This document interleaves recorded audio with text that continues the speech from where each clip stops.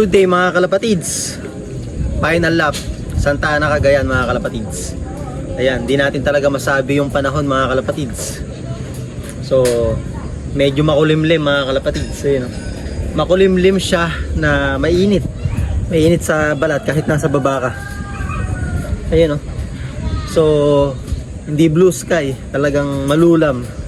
So, tingnan natin kung makakalusot mga kalapatids yung ibon. So nagkarga na nga lang mga kalapatids sa Santa Ana, Cagayan 41 na ibon na lang mga kalapatids. So 41 na lang kami naglaban-laban mga kalapatids. So Santa Ana, Cagayan 370.19 kilometers dito sa akin mga kalapatids. Ayan. So abangan mga kalapatids sa bandang alas 12. Ayan. 1-1 pababa mga kalapatids. So malabong mag yan, mag 1-2-1-1 dahil sama ng ng paligid mga kalapatids. So hanggang alas 3 mga kalapatids yung abangan natin. Good luck mga kalapatids dahil nga lumalaban pa yung ibon natin sa overallan. So sana pala rin tayo ngayon last lap. Tapos nagpalipad tayo ng ng mga pang south. Then iba nating mga young bird na bata pa halos hindi pa makababa dito, lipad ng lipad, saka daming nakakasama. So mukhang mag-overfly, hirap ng batang bata talaga magpakawala kasi hinahabol ko dito sa ganun makapag-feathering na ako. Hinahabol ko dito sa mga first batch na makalipad sila, tapos pagka nakalipad na sila ng kahit isang buwan mga kalapatids, so higit pa 2 buwan, malayo pa na may south race. Gusto ko kasi mag-feathering mga kalapatids para di tayo malaglagan pagdating ng derby. Ito mga sanay na ito Yan, so ayun mga kalapatids, abang-abang tayo, panik tayo dito mamaya ang mga bandang 12:25. Ayun mga kalapatids, hindi na tayo dun mag-aabang sa taas at sobrang init sa taas. So makulimlim pa rin pero mainit yung panahon mga kalapatids. Kaya dito lang tayo mag-aabang sa baba. Tanaw naman natin dito yung pagbaba ng ng ibon. Yan, kung sakaling uwi yung ibon natin. Tanaw natin dito. Sobrang init kasi doon, kaya dito tayo mag-aabang sa baba mga kalapatids. So time check 11:52. So tingnan natin yung forecast natin mga kalapatids. Sana makapagpauwi tayo.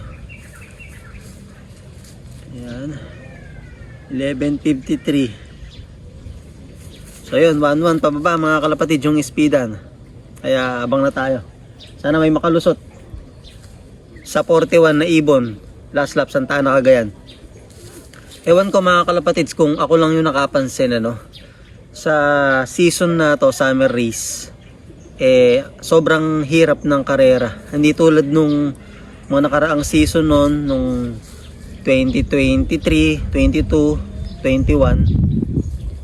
So pagdating ng dulo, marami pa rin yung live, marami pa rin yung ibon. Pero ngayong season na to, talagang nagkakaubusan yung ibon.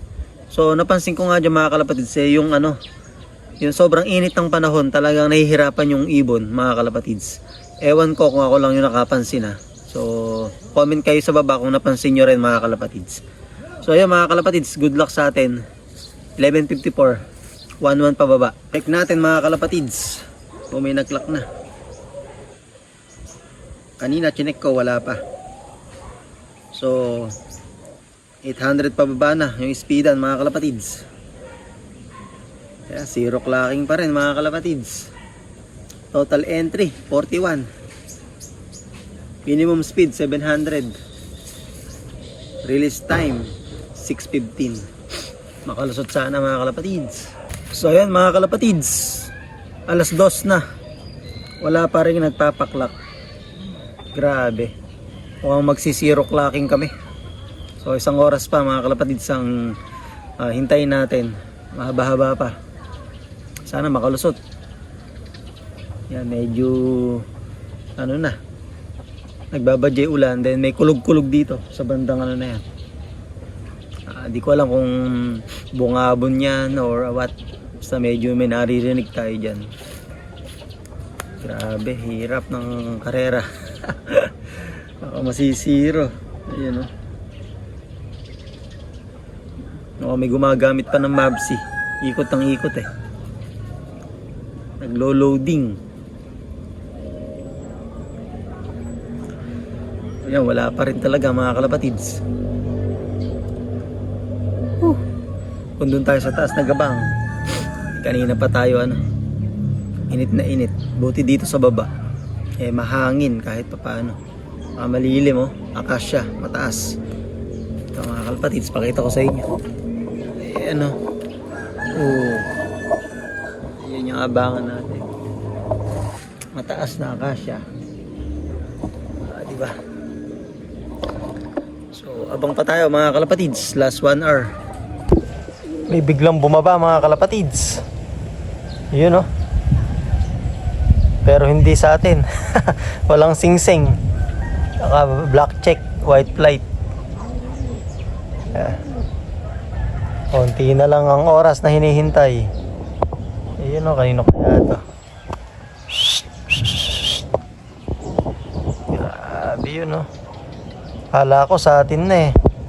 Oh. Isa prank mga kalapatids. Good day mga kalapatids, Lunes. So hindi tayo nakapag-upload kagabi at hindi ako nakapag-edit. Ayan. So Lunes wala pa. Yung ibon natin talagang nagpahirapan kahapon. Pero ganoon talaga mga kalapatids. So bawi na lang tayo. Sa standing sigurado hindi mababago yon. Kung alin yung mga leading, hindi na mababago yon dahil wala naman nakapagpaklak kahapon. So may nakapagpauwi kahapon, 2 pero cut off na. Ayan, oh. 553 na lang yung speed nila. So minimum speed mga kalapatids dahil malapit pa lang naman, 370 kilometers. So ang minimum speed 700. Ayan, so ngayong umaga 8:05. So may dumagdag na isa, 3 pa lang silang nakapagpauwi pero cut off na rin. Ayan, oh. 248 yung speed. Grabe, pahirapan naman kahapon mga kalapatids. Pero sayang ibon natin kung makapag-clock siya kahapon. Kung makapag-clock papasok siya sa top 5 mga kalapatids. Nasa top 5 siya.